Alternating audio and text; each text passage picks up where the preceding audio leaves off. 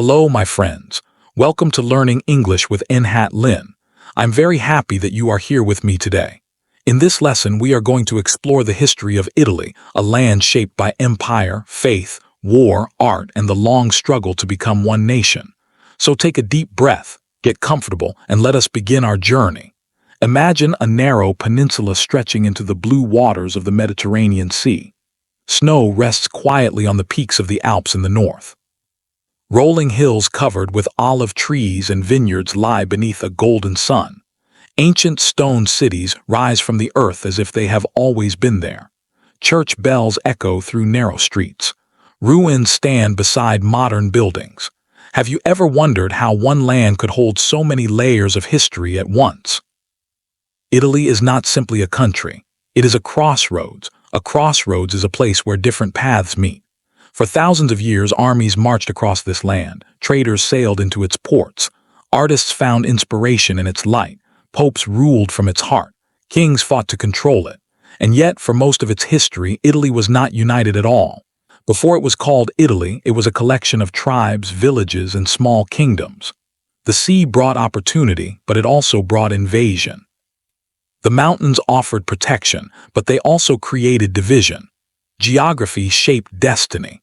Long before modern borders existed, a small settlement rose beside a river called the Tiber. According to legend, twin brothers named Romulus and Remus were abandoned as babies and raised by a she-wolf. As adults, they decided to build a city. Romulus killed his brother and became its first ruler. That city was Rome. At first, Rome was only one among many small communities on the Italian peninsula, but it possessed something powerful: ambition. It developed a system called a republic. A republic is a form of government in which citizens elect representatives to rule on their behalf. Instead of a king, Rome had a senate and elected leaders. Over time, Rome expanded. It conquered neighboring tribes. It built roads to connect distant territories. Its soldiers marched across Europe, North Africa, and parts of the Middle East. What began as a small city became a vast empire. An empire is a large group of lands ruled by one central authority, but power always brings tension. Within Rome, leaders competed for control. Generals gained fame through war. Among them was Julius Caesar, a man whose ambition would transform Rome forever. His rise and later his assassination marked the end of the Republic. Soon after, Rome became an empire ruled by emperors. Italy became the center of a world that stretched across continents. Yet even empires fall. As centuries passed, Rome weakened. Invasions increased. Internal corruption grew. Eventually, the Western Roman Empire collapsed. Something remained. In the city of Rome, another power was rising, not military but spiritual. Christianity spread across the empire. Bishops gained influence. The Bishop of Rome, later known as the Pope, became one of the most powerful religious figures in Europe. While kings fought for land, the church offered authority of a different kind. Italy became not only the heart of empire, but the heart of faith. From this mixture of war and religion, from ruins and resurrection, a new chapter would begin. But unity would not come easily. For centuries, Italy would remain divided, a land of rival cities, brilliant artists, and constant struggle. And yet, from that division would emerge some of the most extraordinary moments in human history. As the Roman Empire weakened, waves of new peoples entered the peninsula. Germanic tribes such as the Goths and the Lombards crossed the Alps and settled in different regions. Old Roman cities remained, but power shifted again and again. No single ruler controlled the entire land for long. Meanwhile, in the city of Rome, the church grew stronger. The Pope became not only a religious leader but also a political figure. In a world filled with instability, the church offered continuity. Continuity means something that continues without interruption. While kingdoms rose and fell, the church remained. By the early Middle Ages, Italy was no longer a unified empire. It was a patchwork of territories. In the north, powerful cities began to grow rich through trade. Venice, built on islands in a lagoon, became a maritime republic. Its ships traveled across the Mediterranean, carrying silk, spices, and precious goods from the east. Florence, located inland along the Arno River, became a center of banking and commerce. Milan grew powerful through industry and military strength. These were city-states. A city-state is an independent city that governs itself and controls the surrounding territory. Each city had its own government, army, and alliances. They competed fiercely. War between them was common. Yet from this rivalry came energy. Wealth flowed through Italian ports. Merchants funded grand buildings. Families such as the Medici in Florence gained influence through banking and politics. In central Italy, the Papal States were ruled directly by the Pope. This meant that religion and politics were deeply connected. The Pope could excommunicate kings, which means to officially remove someone from the church. In medieval Europe, this was a powerful threat. Faith shaped law, education, and daily life. Southern Italy and Sicily were influenced by different rulers over time, including the Normans and later Spanish powers. Foreign kingdoms often fought to control parts of the peninsula. Italy's location made it valuable but also vulnerable. Yet in the midst of division and conflict, something extraordinary began to bloom. In the 14th and 15th centuries, a movement known as the Renaissance began in Italy. The word Renaissance means rebirth. It was a rebirth of interest in the art, literature, and philosophy of ancient Greece and Rome. Florence became one of its brightest centers. Wealthy families funded artists and scholars. A patron is someone who supports artists financially. The Medici family became famous patrons of art. They supported painters, sculptors, and architects who would change history. Leonardo da Vinci painted with careful observation and scientific curiosity.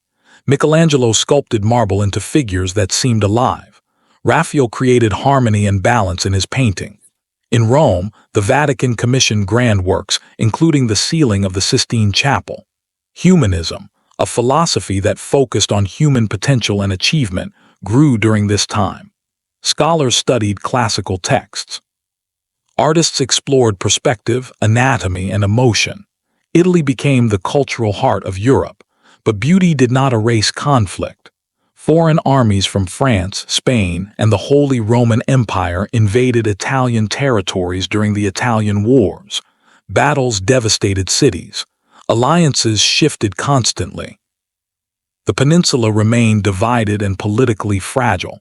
Italy produced extraordinary art and thought, yet it remained fragmented. For centuries, people spoke different dialects. They identified more with their city than with a shared nation. Venice was Venetian. Florence was Florentine. Naples was Neapolitan. The idea of a single Italy had not yet been realized.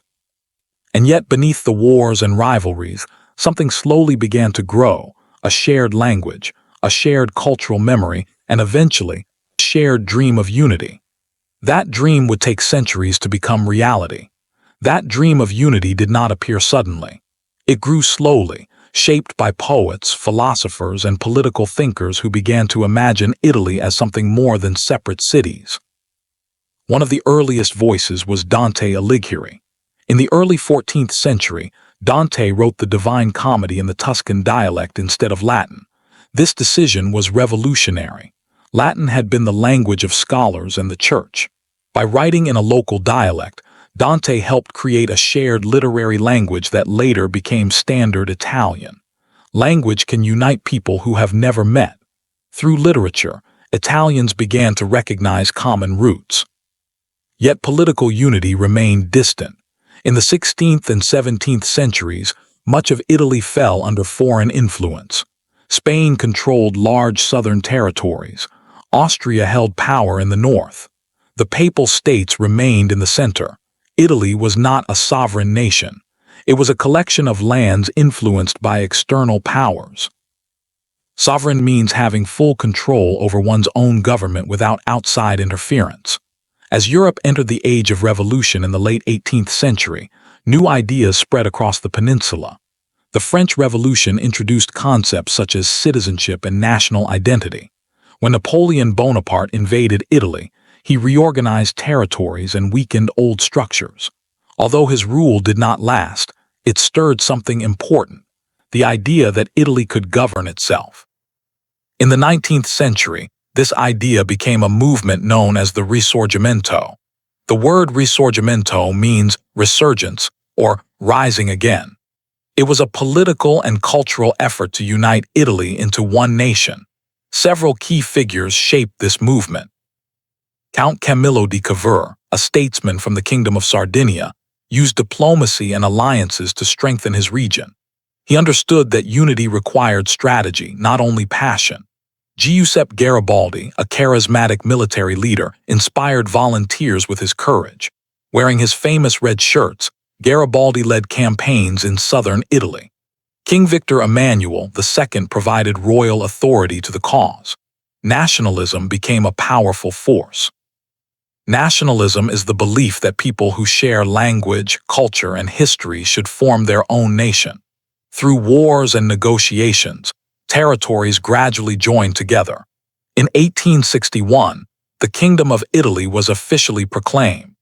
Victor Emmanuel II became king of a unified Italy. But unity did not mean instant harmony. The North and South had developed differently. Economic gaps remained. Political tensions continued. Even Rome was not part of the new kingdom at first because it remained under papal control. Only in 1870 did Rome become the capital of Italy. For the first time in history, the peninsula stood as one political entity. Yet the story did not end there. In the 20th century, Italy faced new challenges. It experienced political instability and later fell under the rule of Benito Mussolini, who established a fascist regime. Fascism is a system of government characterized by strong centralized power and limited political freedom. Under Mussolini, Italy entered the Second World War on the side of Germany. The war brought destruction and suffering. Cities were bombed. Lives were lost.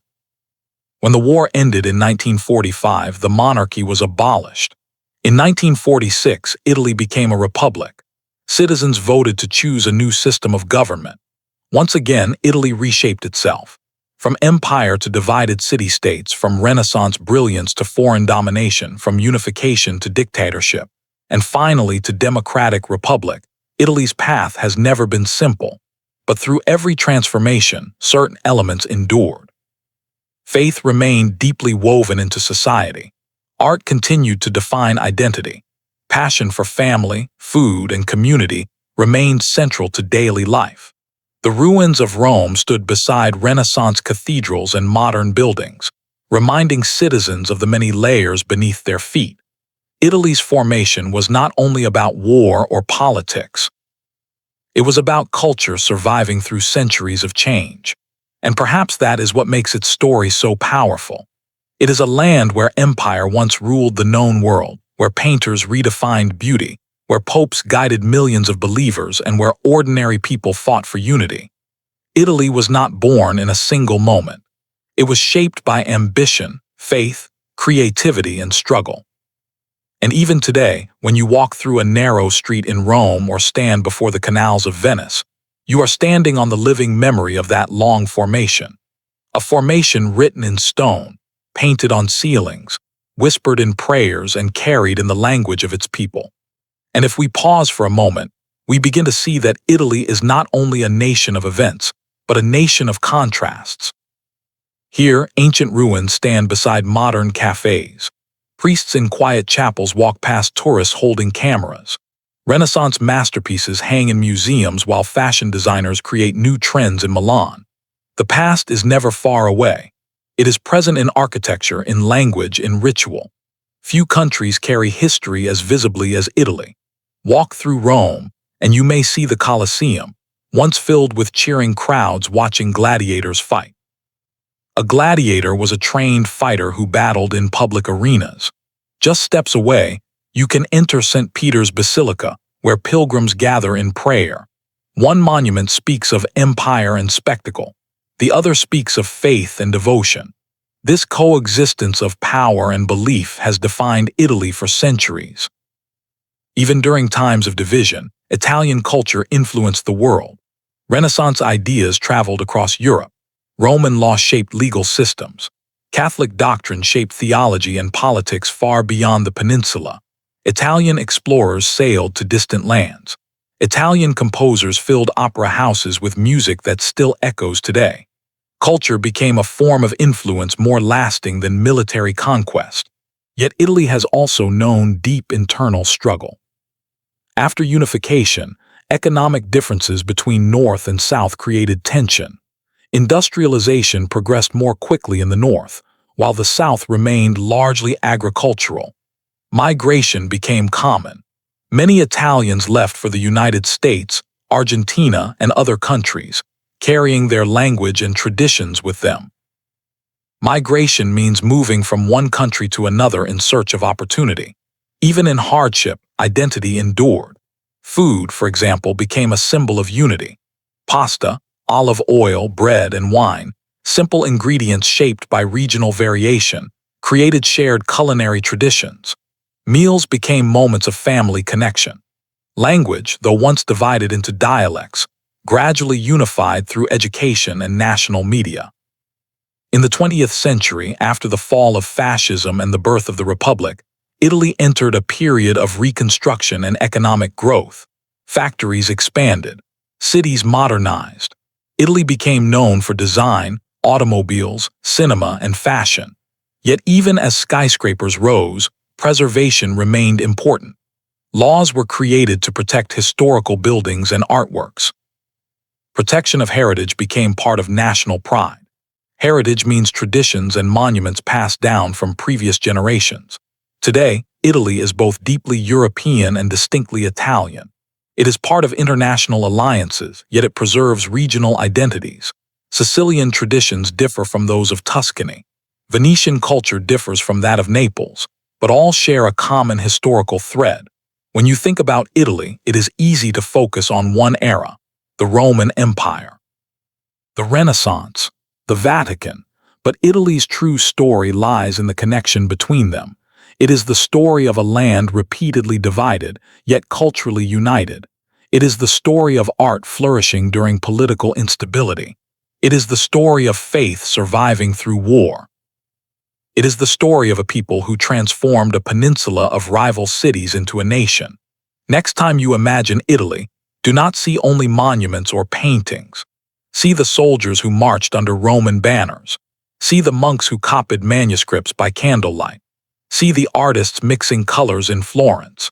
See the revolutionaries dreaming of unity. See the families gathering around tables in small stone houses. Because Italy was formed not only by emperors and kings, but by centuries of human experience. War shaped it. Faith sustained it. Art defined it. Struggle united it. And that long formation still lives in every street, every church bell, every fragment of ancient stone. Italy is not just a country on a map. It is a living memory of empire, belief, beauty, and resilience. And that memory continues to shape its future. And if we look even more closely, we begin to understand that Italy's formation was never only political. It was emotional. Italy has always been a land of intensity. Intensity in belief. Intensity in art. Intensity in loyalty. Roman soldiers swore allegiance to their generals with fierce devotion. Medieval believers filled cathedrals with prayers and candles. Renaissance artists pursued perfection with almost painful dedication. Revolutionaries of the Risorgimento risked their lives for the dream of unity. Passion has always flowed through this land. Even the landscape reflects it. The Alps rise dramatically in the north, forming a natural barrier. The Apennine Mountains run like a spine down the center of the peninsula. Volcanoes such as Mount Vesuvius remind people that beauty can hide danger. The Mediterranean Sea brings both opportunity and invasion. Geography shaped conflict, but it also shaped creativity. Italy became a bridge between continents. Ideas from Africa, Asia, and Europe met here. Traders exchanged goods and stories. Pilgrims traveled to Rome from distant kingdoms. Scholars translated ancient Greek texts. The peninsula became a meeting place of civilizations. And when civilizations meet, culture expands. Consider how Roman engineering still influences modern construction. Roads built 2,000 years ago laid the foundation for trade routes that exist today. Aqueducts carried water across valleys, demonstrating practical genius. Roman law introduced concepts of citizenship and legal rights that later shaped European systems. Then consider the Renaissance, when Italian thinkers placed human experience at the center of study. Humanism encouraged people to explore art, science, and philosophy not only for religious devotion, but for understanding the world. This shift transformed Europe's intellectual landscape. Italy's formation cannot be separated from its influence. Even the Vatican, the smallest independent state in the world, sits within Rome. It remains the spiritual center of the Catholic Church. Pilgrims still travel there seeking guidance and blessing. The presence of the papacy continues to remind the world of Italy's religious significance. Significance means importance or meaning. Through empire, fragmentation, rebirth, and unification, Italy has repeatedly redefined itself. It was once the heart of a vast empire. Then it became a land of divided city-states. Later, it became a symbol of artistic brilliance. Finally, it became a modern republic. Each stage left scars and treasures. Wars left ruins. Artists left masterpieces. Leaders left institutions. Ordinary citizens left traditions. When you walk through Florence and see the dome designed by Brunelleschi, you are witnessing innovation born from competition. When you stand in Venice and watch water reflect ancient palaces, you see the wealth of maritime trade. When you visit Rome and step inside the Pantheon, you feel the scale of imperial ambition. These monuments are not silent. They speak of struggle and aspiration. Italy's formation is not the story of steady growth. It is the story of dramatic rises and painful falls. Yet through every fall, the culture did not disappear. It transformed. And perhaps that is the quiet strength of Italy. It understands that beauty can rise from ruin. It understands that faith can coexist with doubt. It understands that unity can grow from division. The peninsula that once held rival cities now stands as one nation. The language that once existed in dialects now connects millions. The art that once decorated chapels now inspires the entire world. Italy continues to evolve, but it carries its past openly. Its history is visible, layered, and alive. From the first stones of Rome to the proclamation of a unified kingdom, from cathedral bells to revolutionary marches, from empire to republic, Italy has walked a long and passionate road, and that road is still unfolding. And when we ask ourselves what truly formed Italy, the answer is not simple. Was it war? War certainly shaped the land. Roman legions expanded its borders. Medieval armies fought for control of cities. Foreign powers marched across its valleys. Revolutionaries carried rifles in the name of unity. War drew borders and destroyed them. It created heroes and tragedies. It forced change. But war alone did not create Italy. Was it faith? Faith shaped daily life for centuries. The church preserved knowledge when empires fell. Monasteries copied ancient texts. The Pope crowned emperors. Cathedrals rose toward the sky in stone and glass. Faith gave meaning during chaos. It provided moral structure and cultural continuity. Yet faith alone did not create Italy. Was it art? Art gave Italy a voice beyond its borders. The Renaissance redefined beauty. Painters studied light and shadow. Sculptors carved marble into living form. Architects designed domes that still dominate skylines. Composers filled theaters with music that carried emotion across generations. Art expressed the Italian spirit, but art alone did not create the nation. Was it language? For centuries, Italians spoke in dialects. A Venetian did not sound like a Florentine. A Sicilian spoke differently from a Milanese. Yet through literature, education, and communication, a shared language slowly emerged. That language allowed people to imagine themselves as part of something larger. Language connected them. And finally, was it the dream of unity? In the 19th century, that dream became political reality. Garibaldi marched south. Cavour negotiated with foreign powers. Victor Emmanuel stood as king of a united land. In 1861, Italy officially became a nation. But even then, unity was incomplete. Economic differences, regional pride, and political tension remained. Italy was formed not in perfection but in progress. Perhaps this is the most important truth. A nation is not formed once. It is formed again and again. Italy has been formed by conquest and collapse, by devotion and doubt, by beauty and conflict. It has been reshaped through empire, fragmentation, rebirth, and revolution. And still, it remains recognizably itself. When you hear the Italian language spoken with rhythm and warmth, you hear echoes of centuries.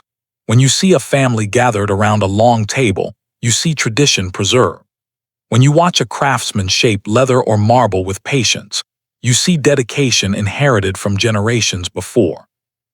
Italy is not only a political structure, it is a living cultural memory, a memory of Rome's ambition, a memory of Florence's creativity, a memory of Venice's trade, a memory of Sicily's crossroads of civilizations.